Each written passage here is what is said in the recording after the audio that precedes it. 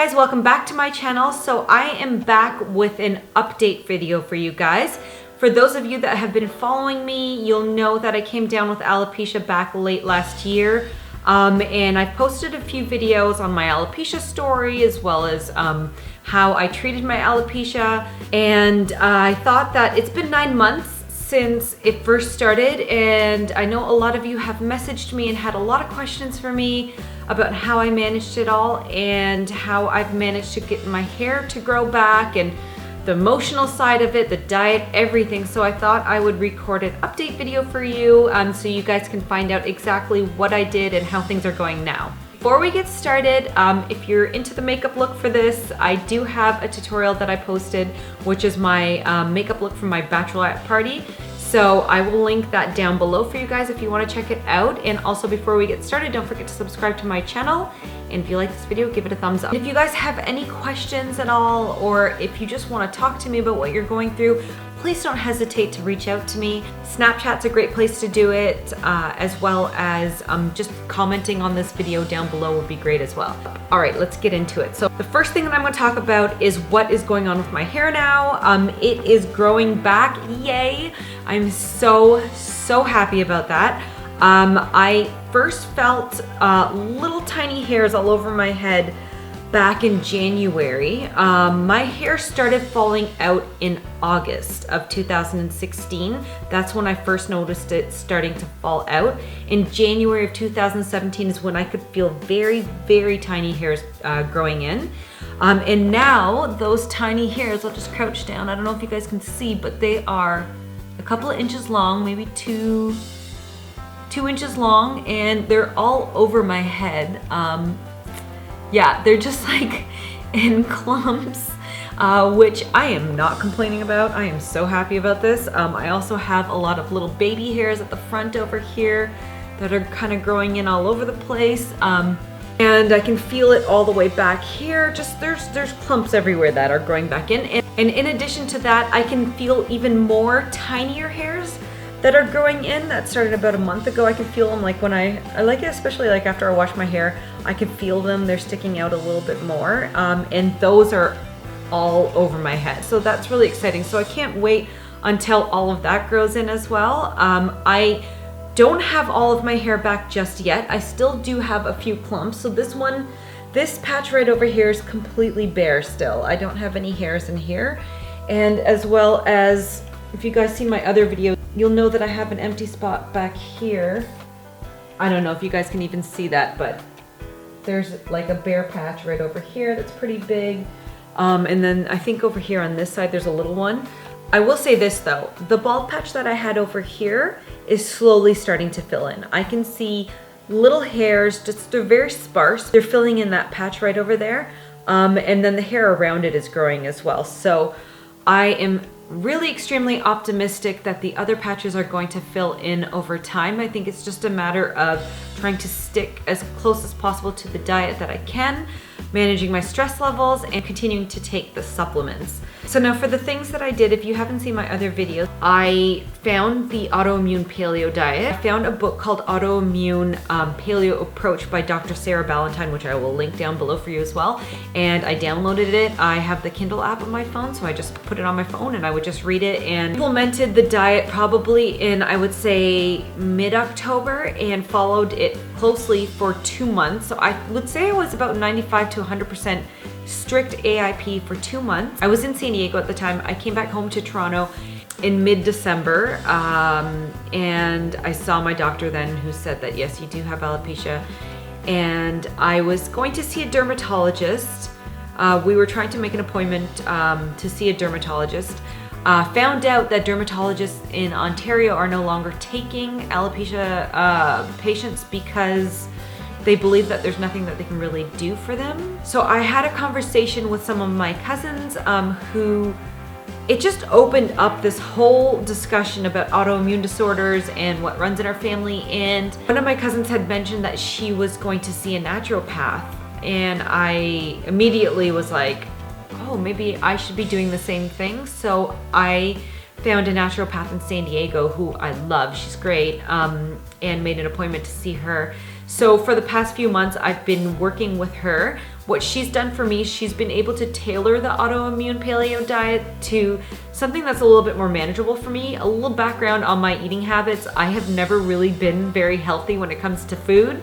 In the past 5 or 6 years, I would say that I have been a lot more interested in healthy eating, but when you grow up not eating very healthy, I mean, not to say that my diet was very bad, but we ate a lot of Indian food growing up, but we definitely ate a lot of sugary cereals and sugary snacks and fast food and deep fried foods. So I've never really been into eating vegetables and protein and super clean and all that kind of stuff. So that was a bit of a challenge for me. It's still a bit of a challenge for me. So she has helped me sort of modify the diet to make it a little bit more manageable for me. And we did a food allergy test as well, which came back and showed that, you know, dairy is not really great for me, even though I love nothing more in life than a charcuterie board. So I will still have my moments where I just need to have cheese. Like, I'm sorry, I just need to have some cheese. So I would say I'm probably about 85% strict now with my diet. I'm trying to get it up to 100, but I'm really, like, if you guys know anything about alopecia, is that it is very, very, very sensitive to stress. So I'm trying to be very gentle with myself. So I'm easing my way and trying to make my lifestyle change to one that is a lot more healthy and a lot better for your body and a lot better for your mind. So I just want you guys to know that. It can seem very daunting and it can seem like a lot, and the thought of not being able to have an Egg McMuffin from McDonald's can like really just seem really devastating. And I completely understand.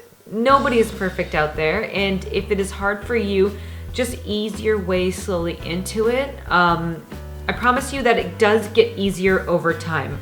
The more you get used to eating healthy, the more you actually crave it and the less you'll crave the junk foods. So just be gentle with yourself, because we have to manage our stress levels. So also in October, I would say, is probably when I started taking the vitamins and the supplements.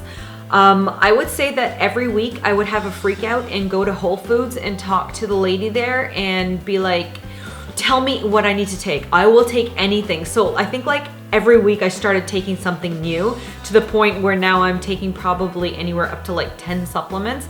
I'm slowly cutting out ones that I don't really need, because when I did see my doctor in December, I did realize that I was very low in vitamin D and iron and B12. So now I'm not having to take as much iron. I would probably say that I take iron every other day, but I'm still on the B12, I'm still on the vitamin D, I'm taking zinc, I take BioSil, which I love BioSil, it's great. I'm gonna link all these down below for you guys as well.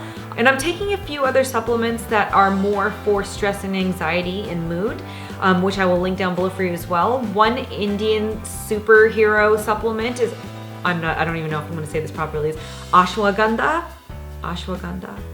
something like that, which is so great for your mood and your stress levels. So that's what I'm doing right now currently. I'm still no gluten, cut back seriously on the dairy, but I'm pretty strict about the gluten part. I try really hard not to have any gluten. I've cut back on the sugar, as well as right now I'm taking the nightshades because I don't seem to be as sensitive to the nightshades as before. I can't eat eggs, which is really, really hard for me to not eat eggs because I love eggs. So I'm trying to cut back on that as well. And yeah, so that's what I've been doing for probably the past, I say when it started growing in, maybe in like February, I started being a little bit more lenient with my diet. One of the things that I had talked to my naturopath about was alcohol. So for those of you that like to have your drinks on your Friday, Saturday night, like me, I talked to her about it, and I actually read up on this, and from what I've read, the only really clean alcohol that you can drink while you're on the AIP diet is any sort of grape-based vodka, which Ciroc is a grape-based vodka, which I love, is so good. Trader Joe's also has one that's like super cheap, something like 10 bucks or something like that. And tequila, you can drink tequila because it's agave. That's the alcohol that I'll drink. You definitely don't want to drink too much. And now when it comes to the mental challenges of alopecia, A lot of you have written into me and sort of talked to me about the things that you're going through and have asked me how I've been able to manage to be so positive about everything. You know, I'm not gonna lie to you, it's been a tough journey. It definitely has, and I've had my moments where I've broken down. Definitely want to share a lot more about things and tips and tricks that you guys can use to help yourselves get through it. So I'm gonna do a whole other video dedicated to just that for you guys. And I'm gonna have a lot more videos that deal with alopecia because I've noticed that a lot of you are now reaching out to me and asking me a lot of questions. So I know that you guys do want any sort of hope or things that you can do that will help you. I know that when I was going through it, I watched every single alopecia video probably on YouTube if that's possible. So yeah, so that's where I'm at right now. 9 months later, my hair's growing back in. It stopped falling out. I can start to see the little hairs and stuff. It's really funny when I put it in a ponytail. I'm gonna show you guys real quick. So in a ponytail, you can see like all these little hairs everywhere, all growing in which is, I mean, like I said, I'm so incredibly thankful for every single hair that is growing in on my head. So I don't care where it is, I'm just glad that it's there. So I hope this video has helped you guys. And if you guys are going through this right now, my heart really goes out to you. I know what it feels like, and just please try to stay positive because in most of the cases for most of the people that I've seen that I've been following, it's grown back. So knowing that gives you some sort of hope. So just hang in there, and I promise I will post more videos for you guys to help. Take care, guys, and I'll see you next week with another video.